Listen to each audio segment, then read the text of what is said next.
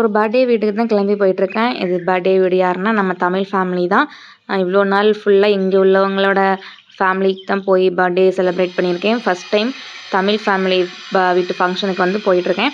இது எப்படி இவங்க எனக்கு ஃப்ரெண்ட் ஆனாங்கன்னா, நாங்கள் வாக்கிங் போகும்போது இவங்க எல்லாருமே எங்களுக்கு வந்து ஃப்ரெண்ட் ஆனாங்க. மொத்தம் 7 ஃபேமிலி வந்து தமிழ் ஃபேமிலி நான் இருக்கிற இடத்துலயே இருக்காங்க.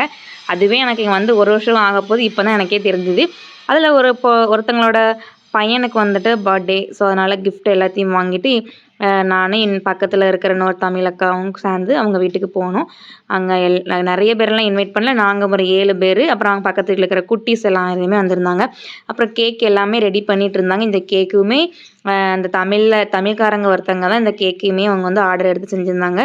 கேக்கு ரொம்ப டேஸ்ட்டாக இருந்துச்சு. அப்புறம் எல்லாருமே கொஞ்சம் நேரம் பேசிகிட்டு இருக்கிறதுக்குள்ளே கேக் கட்டிங் ஆரம்பிச்சுட்டு கேக் கட்டிங் முடிச்சதுக்கப்புறமா எல்லாத்துக்கும் ஸ்நாக்ஸ் எல்லாமே கொடுத்தாங்க. நாங்களும் அதை எல்லாத்தையும் உட்காந்து சாப்பிட்டுட்டு கொஞ்சம் நேரம் பிள்ளைங்கக்கிட்ட அப்புறமேட்டு தமிழ் ஃபேமிலிக்கிட்ட எல்லாருக்கிட்டையுமே கொஞ்சம் நல்லா உட்காந்து பேசினோம்னா கொஞ்சம் மைண்ட் ரிலாக்ஸ் ஆகும். எது நம்ம ஊருக்கே போயிட்டு வந்த மாதிரி இருக்கும். அந்த தமிழ் ஃபேமிலி கூட நம்ம இருக்கிறோம்னா அப்படியே டைமும் ஆயிடுச்சு. நாங்களும் அவங்களுக்கு பாயை போட்டு அப்படியே நானுமே வீட்டுக்கு கிளம்பலாம் அப்படின்ட்டு அப்படியே மெல்ல கிளம்பி வீட்டை பார்த்து வந்தாச்சு. பாய் கைஸ், நெக்ஸ்ட் வீடியோவில் பார்க்கலாம்.